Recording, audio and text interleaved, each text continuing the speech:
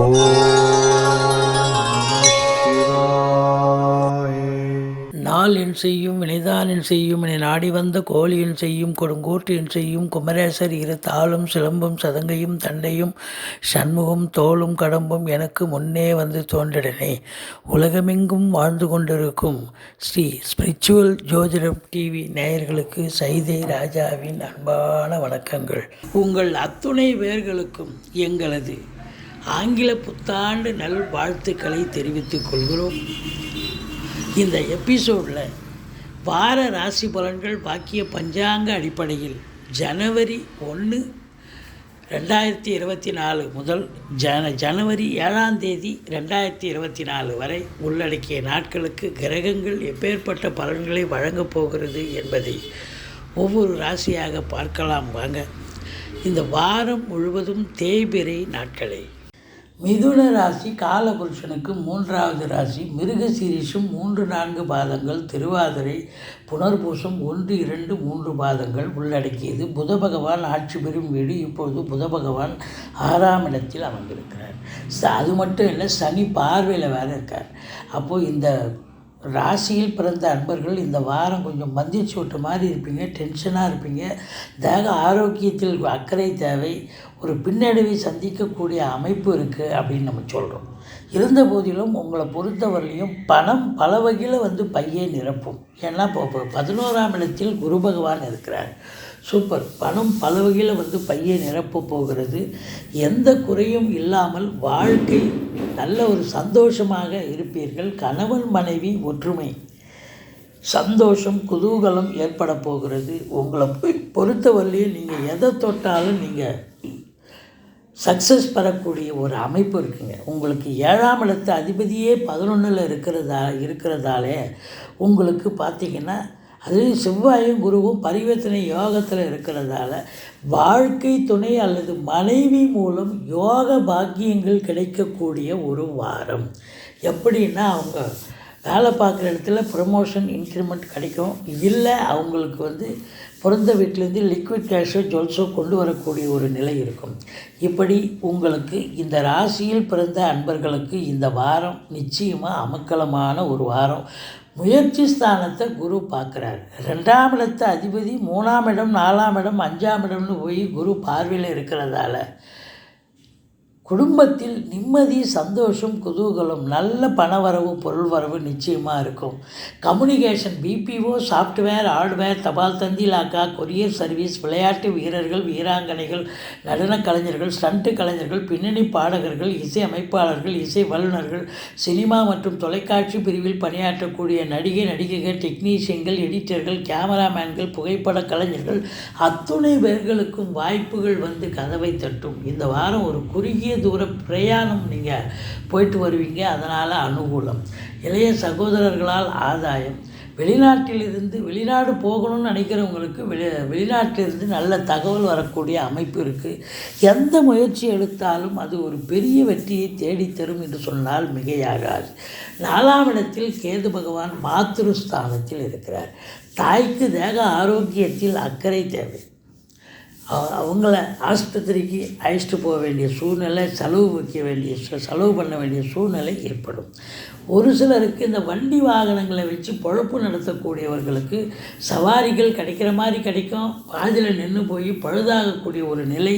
அது மட்டும் இல்லை, மன உளைச்சலை ஏற்படுத்தக்கூடிய ஒரு நிலை. அதனால் இந்த வாரம் கொஞ்சம் எச்சரிக்கையாக இருங்க.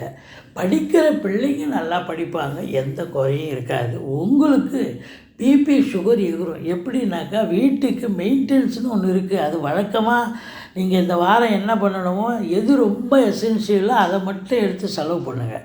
எல்லாத்தையும் எடுத்து போட்டு செலவு பண்ணிங்கன்னு சொன்னால் உங்களுக்கு ரெட்டிப்பு செலவாகும். அப்புறம் உங்களுக்கு பிபி சுகர் எகிரி நீங்கள் மருத்துவமனைக்கு செல்ல நேரிடும். மற்றபடி உங்களுக்கு 5ஆம் இடம் குரு பார்வையில் இருக்கிறார்.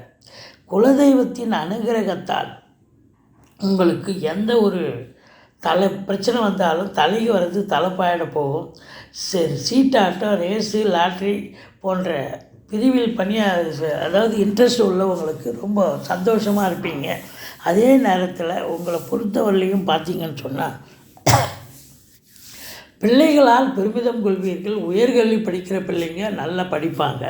ஆனாலும் கூட அந்த 5 குடையவன் 6ஆம் இடத்துல போய் அமர்ந்து சனி பார்வையில் இருக்கிறதால பிள்ளைகளுக்கு தேக ஆரோக்கியத்தில் அக்கறை தேவை. பிள்ளைகளுக்கும் உங்களுக்கும் கருத்து வேறுபாடு ஏற்படும்.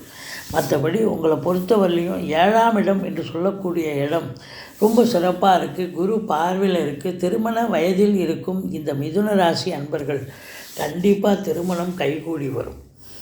அதே நேரத்தில் முயற்சி ஸ்தானத்தை குரு பார்க்குறார். முயற்சி ஸ்தானாதிபதி 7ஆம் இடத்துல போய் அமர்ந்திருக்கிறார். குரு பார்வையில் இருக்கார்.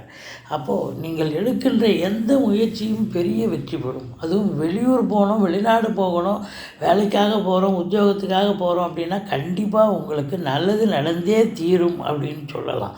மற்றபடி இந்த ராசி, அதாவது செவ்வாய் பகவான் உங்களுக்கு 6க்கும் 11க்கும் உடையவர். அவர் 7ல் போய் அமர்ந்திருக்கிறார்.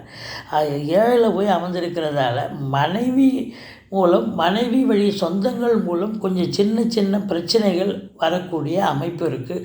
கொஞ்சம் அனுசரித்து போங்க. ஆனால் கணவன் மனைவி ஒற்றுமையாக இருப்பீங்க அப்படின்னு சொல்லலாம்.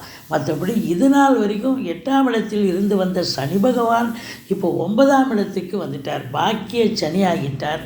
அதனால் இந்த மிதுன ராசிக்கு இனி பொற்காலம் வந்தாச்சு. எந்த ஒரு பிரச்சனையும் இல்லை. இதுக்கு 4ஆம் இடத்துல கேது இருக்குது. அப்போ பிள்ளையாரை வழிபாடு பண்ணுங்கள். மற்றபடி ஒன்றும் உங்களுக்கு எந்த குறையும் கிடையாது. இந்த வாரம் நல்ல ஒரு அருமையான வெளிநாடு சம்பந்தப்பட்ட விஷயங்கள் உங்களுக்கு அனுகூலத்தை தரும்.